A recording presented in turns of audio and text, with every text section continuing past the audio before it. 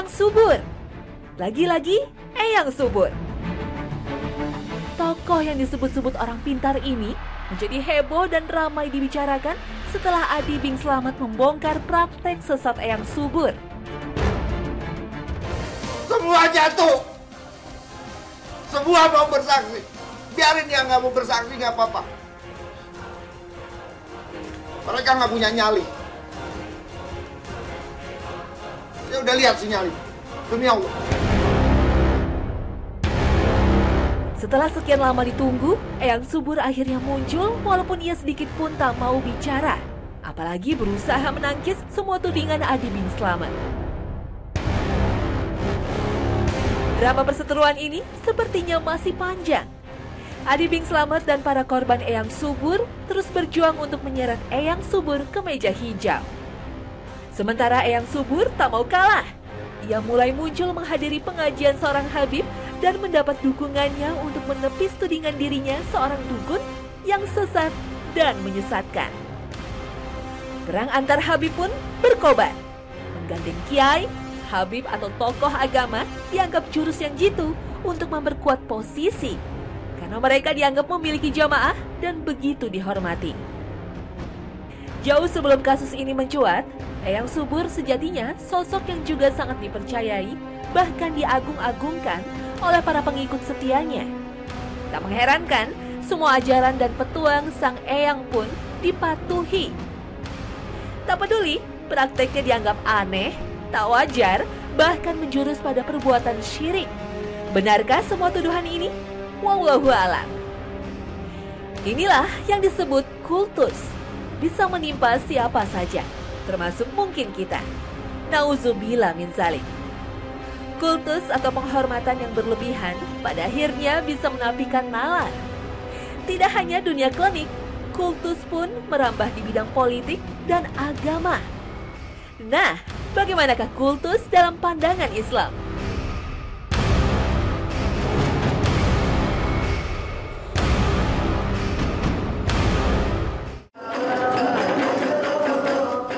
Assalamualaikum warahmatullahi wabarakatuh. Selamat pagi pemirsa Trans 7.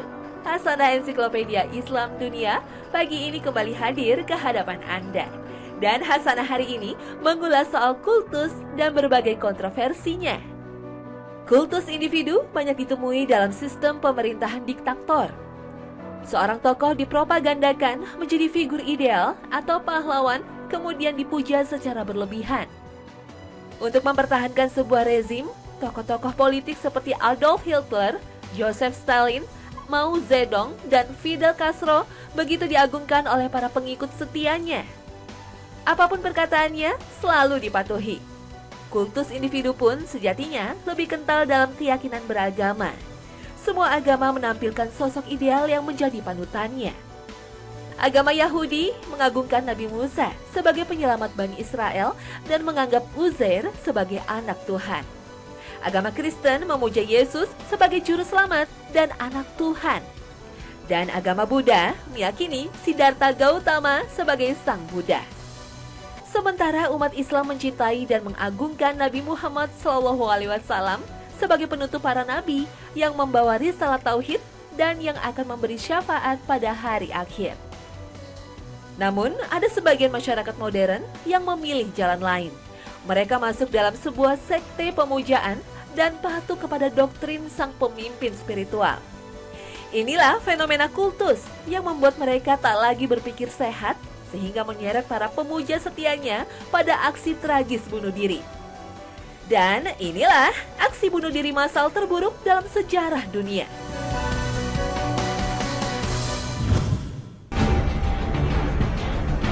The People Temple yang didirikan Jim Jones pada tahun 1970-an. Komunitas pemujaan ini hidup di sebuah hutan di Amerika Selatan, terpisah dari keramaian dunia. Pada tahun 1978, anggota Kongres Amerika Leo Ryan mengunjungi wilayah Jonestown untuk mencari fakta tentang komunitas aneh ini. Ketika tim pencari fakta meninggalkan lokasi pemujaan, 18 orang mencoba melarikan diri, namun ditembaki oleh anggota sekte hingga tewas. Beberapa jam setelah kejadian, Jim Jones, pemimpin sekte ini memerintahkan anggotanya untuk melakukan bunuh diri massal dengan meminum potasium sianida. Anak-anak dan bayi dibunuh lebih dulu dengan memasukkan racun melalui sedotan. Setelah itu, mereka meracuni diri sendiri. Lebih dari 900 orang tewas dalam aksi bunuh diri massal ini.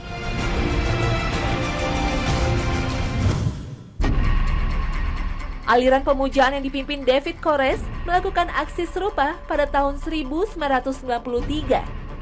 Saat polisi melakukan pengepungan terhadap sekte ini selama 51 hari, David Koresh, pemimpin sekte ini, berusaha melakukan perlawanan. Dan pada hari ke-51, para penganut sekte ini membakar lahan pertanian di Texas yang ditempatinya. Sebanyak 90 orang tewas dengan luka bakar mengenaskan.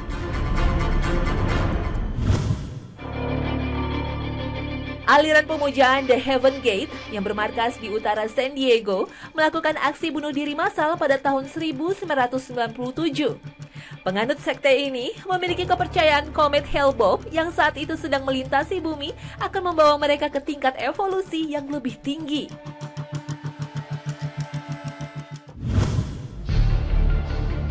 Selain di Amerika, fenomena sekte pemujaan juga melanda Jepang.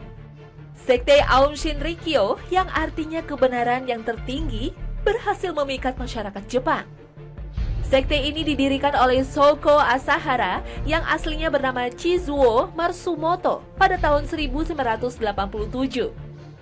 Awalnya ia mendirikan sekolah yoga yang menjual berbagai minuman kesehatan. Usahanya berhasil, lalu ia pergi ke India dan Nepal untuk mempelajari agama Hindu dan Buddha. Sekte ini menggabungkan ajaran Buddha, Hindu, Shinto, Kristen, dan ilmu pengetahuan dengan berpusat pada diri sang pemimpin. Ia mengajarkan yoga untuk mendapat ketenangan dan penyucian diri. Selain meditasi, ia juga mengajarkan berpuasa untuk melawan kekuatan jahat. Ia menyatakan dirinya sebagai ayah sekaligus juru selamat, hingga berhasil memikat kaum remaja yang tengah mengalami krisis figur idola. Pengikut sekte ini harus menyumbangkan seluruh kekayaannya dan bekerja untuk sekte yang bermarkas di selatan Pulau Kyushu. Shoko mengajarkan gas sarin sebagai simbol datangnya Armageddon untuk menyelamatkan pengikutnya dari konspirasi Amerika dan Yahudi. Karena ia begitu meyakini akan terjadi perang dunia pada awal tahun 1997. Karena itulah, pada 20 Maret 1995, pemimpin sekte ini menyebarkan gas beracun di stasiun bawah tanah di kota Tokyo. 10 orang tewas dan ribuan orang menderita penyakit serius akibat gas beracun.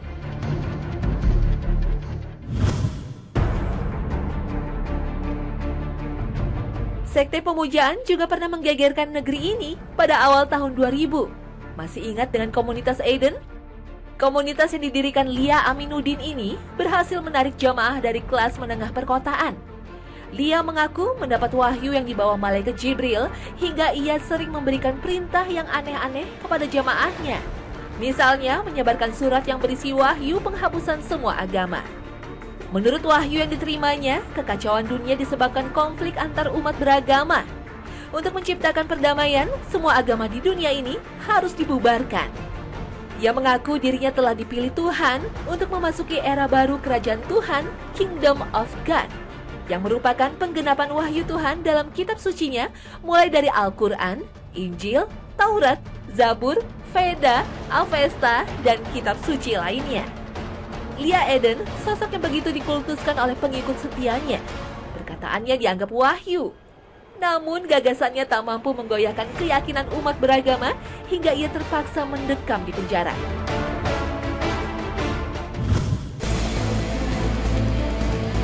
Lia Eden seolah-olah ingin memprotes kultus dalam agama yang telah membawa bencana, namun di sisi lain ia telah membangun kultus baru. Kultus secara definitif penghormatan secara berlebih-lebihan kepada orang, paham atau benda. Kultus ditentang dalam ajaran Islam karena menjerumuskan pelakunya kepada kesyirikan. Hanya Allah Subhanahu wa Ta'ala yang berhak disembah dan dipuja. Setelah itu, kita wajib mentaati dan mencintai Rasulullah SAW. Sebagaimana firman Allah dalam surat An-Nisa ayat 80. من يطع الرسول فقد أطاع الله تولى فما أرسلناك عليهم حفيظا. Allah menempatkan Nabi Muhammad dalam kedudukan yang istimewa. Selain sebagai penutup para nabi, ketaatan kepada beliau disandingkan sebagaimana ketaatan kepada Allah. Rasulullah adalah hamba yang sangat dicintai oleh Allah. Kita wajib mencintainya dengan sepenuh jiwa, bahkan kita wajib mengutamakan kecintaan kepada Rasulullah di atas kecintaan kepada anak, orang tua, diri sendiri, dan manusia seluruhnya. Rasulullah adalah pemberi syafaat kepada kita. Di saat tak ada syafaat yang akan diterima oleh Allah kecuali syafaat dari Rasulullah. Lalu bagaimana caranya mencintai Rasulullah? Jika kamu benar-benar mencintai Allah, ikutilah aku. Niscaya Allah mengasihi dan mengampuni dosa-dosamu. Allah Maha Pengampun lagi Maha Penyayang. Imam Ibnu Katsir berkata, ayat ini mempertegas setiap orang yang mengaku cinta kepada Allah, sedangkan dia tidak berada di jalan hidup Rasulullah, maka ia sesungguhnya berdusta. Karena itu, orang yang berusaha menghidupkan sunnah Rasul merupakan upaya pembuktian cinta kepadanya. Dan begitu banyak sunnah Rasul yang patut kita contoh yang mencakup seluruh aspek kehidupan beliau. Perbanyaklah bacaan sholawat sebagai salah satu bukti kecintaan kepadanya. Karena dalam sholawat terkandung pemuliaan, berkah, sekaligus doa. Dalam surat Al-Ahzab, Allah berfirman, sesungguhnya Allah dan malaikat-malaikatnya bersalawat untuk Nabi. Hai orang-orang yang beriman, bersalawatlah kamu untuk Nabi, dan ucapkanlah salam penghormatan kepadanya. Karena kedudukan inilah Rasulullah menjadi penghulu Bani Adam dan orang yang pertama dibangkitkan dari alam kubur. Tidak ada sosok panutan yang wajib kita hormati, kita cintai dan kita agungkan selain Nabi Muhammad SAW. Namun mencintai Rasulullah bukanlah sebuah kultus yang menyimpang dari syariat Islam. Mencintai Rasulullah bukan berarti menyembahnya sejajar dengan Allah Subhanahu wa Ta'ala.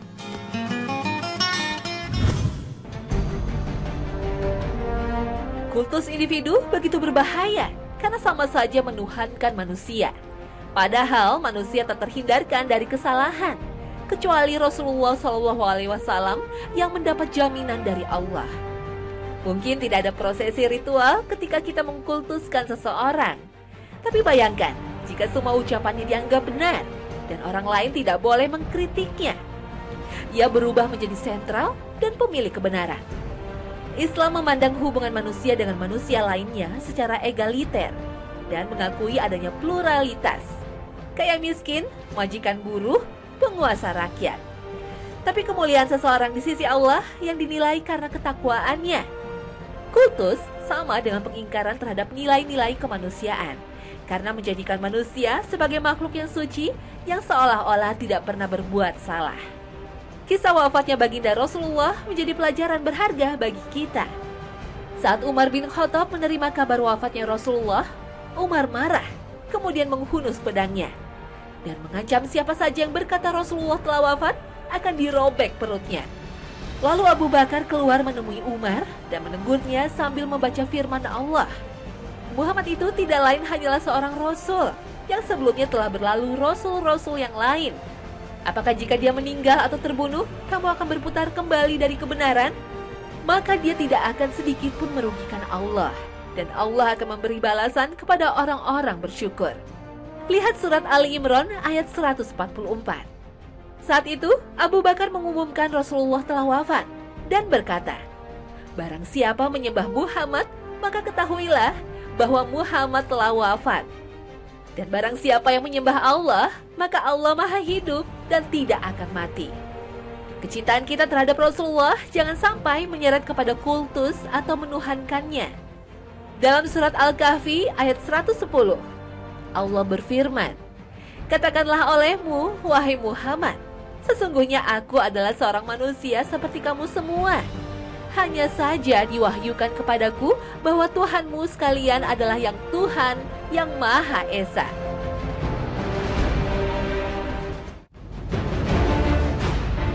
Suatu saat Abu Bakar pernah dipanggil oleh seorang sahabat.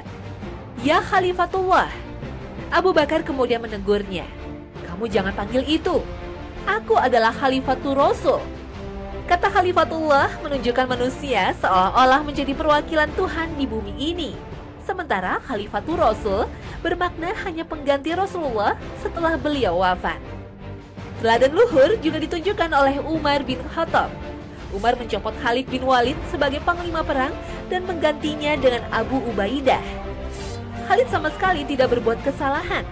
Namun kehebatan Khalid dalam medan perang dan berhasil memperoleh banyak kemenangan begitu dilulukan oleh pasukannya hingga membuat khawatir Umar. Pasukan Islam akan terjerumus dalam kultus individu yang dilarang dalam ajaran Islam. Semua kemenangan perang bukan karena Khalid bin Walid, tapi karena atas seizin Allah.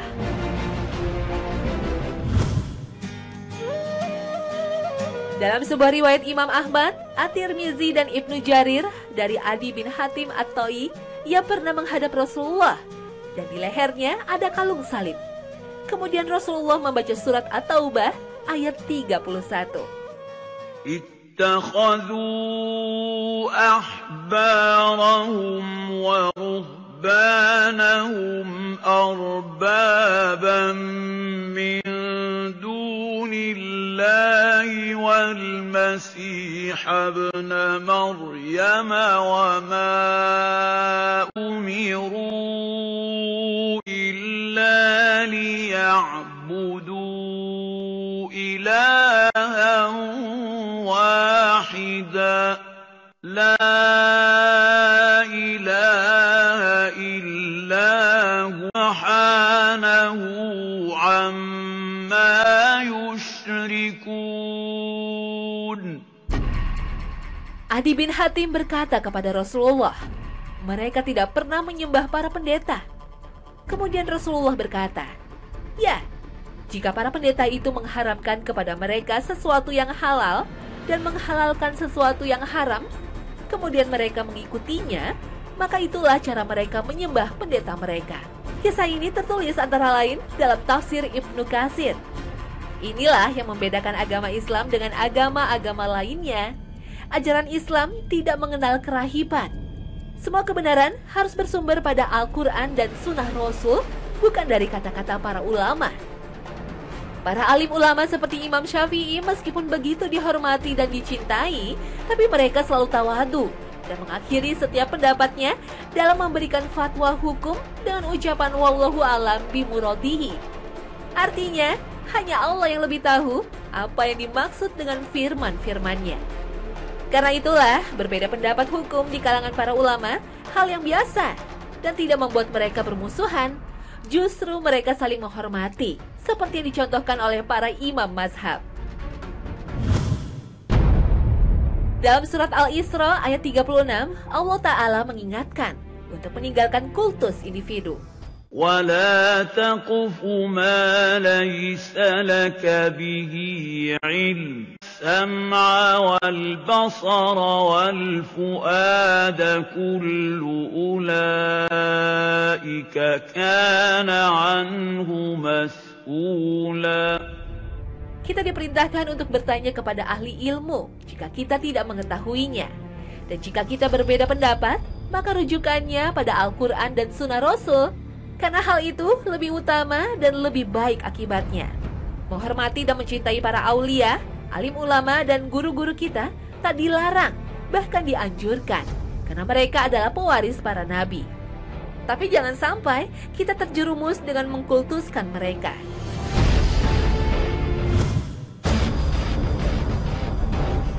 Ngalap berkah merupakan tradisi yang sudah lama mengakar di masyarakat kita. Biasanya ngalap berkah dilakukan kepada para alim ulama dan makam para wali.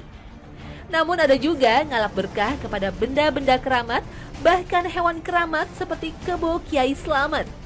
Ngalap berkah atau tabaruk, baik terhadap orang maupun benda, sejatinya termasuk kultus yang dilarang dalam ajaran Islam. Namun ada tabaruk yang sesuai dengan syariat Islam, seperti membaca Al-Quran, berzikir, itikaf, dan beribadah di malam Lailatul Qadar, serta makan berjamaah. Tabaruk juga dibolehkan dengan makanan dan minuman. seperti minum madu, air zam-zam, minyak zaitun, serta mengkonsumsi habatus saudah, sebagaimana yang dicontohkan oleh Rasulullah. Ini pun harus disertai keyakinan Allah lah yang menurunkan berkah melalui makanan dan minuman itu. Sementara mengharap berkah kepada pohon, batu atau sejenisnya termasuk perbuatan syirik. Meyakini benda akan membawa berkah termasuk perbuatan syirik kecuali mencium Hajar Aswad. Umar bin Khattab pernah berkata saat mencium Hajar Aswad, "Sungguh aku tahu bahwa kamu hanya sebuah batu, tidak mendatangkan manfaat juga tidak mendatangkan mudarat. Seandainya aku tidak melihat Rasulullah menciummu, maka aku pun tidak akan menciummu." Syariat yang dicontohkan oleh Rasulullah harus menjadi panduan dalam seluruh ibadah kita. Jangan sampai kita mengada-ngada. Misalnya, menggosok-gosokkan baju ke Hajar Aswad atau menggunting kiswah penutup Ka'bah karena diyakini akan membawa berkah.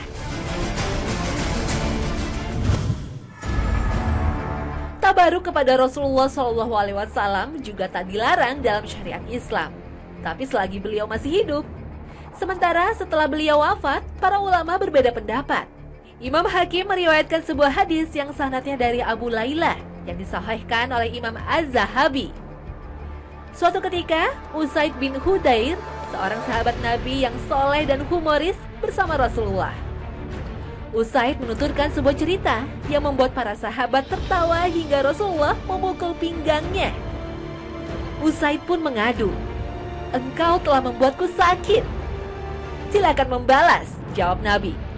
"Wahai Rasulullah, engkau mengenakan gamis sedangkan saya tidak," ujar Usaid. Abu Layla berkata, kemudian Rasulullah melepas gamisnya dan Usaid merangkul beliau dan menciumi pinggangnya. "Ayah dan ibuku menjadi tebusanmu, wahai Rasulullah. Saya menginginkan ini," kata Usaid. Dalam sebuah hadis riwayat Bukhari dari Urwah, "Demi Allah," kata Urwah, "Rasulullah SAW tidak mengeluarkan dahak kecuali dahak itu jatuh kepada telapak tangan salah satu sahabatnya, yang kemudian ia gosokkan pada wajah dan kulitnya. Jika beliau memberikan perintah, maka mereka mematuhi perintahnya. Jika beliau berwudu, maka nyaris mereka berkelahi untuk mendapat air sisa wudu." Dikisahkan pula Khalid bin Walid pernah kehilangan topi perangnya pada saat perang Yarmuk. "Carilah topiku," perintah Khalid kepada pasukannya. Ketika topi itu ditemukan, Khalid berkata, "Rasulullah melaksanakan umroh, lalu beliau mencukur rambut kepalanya. Kemudian orang-orang segera menghampiri bagian rambut beliau, lalu saya berhasil merebut rambut bagian ubun-ubunnya, yang kemudian saya taruh di peci ini. Saya tidak ikut bertempur dengan mengenakan topi ini, kecuali saya diberi kemenangan." Riwayat At-Tabari dalam kitab Al-Kabir. Inilah tabaruk yang dibolehkan dalam syariat Islam dan hanya berlaku pada Rasulullah SAW sebagai manusia agung di sisi Allah.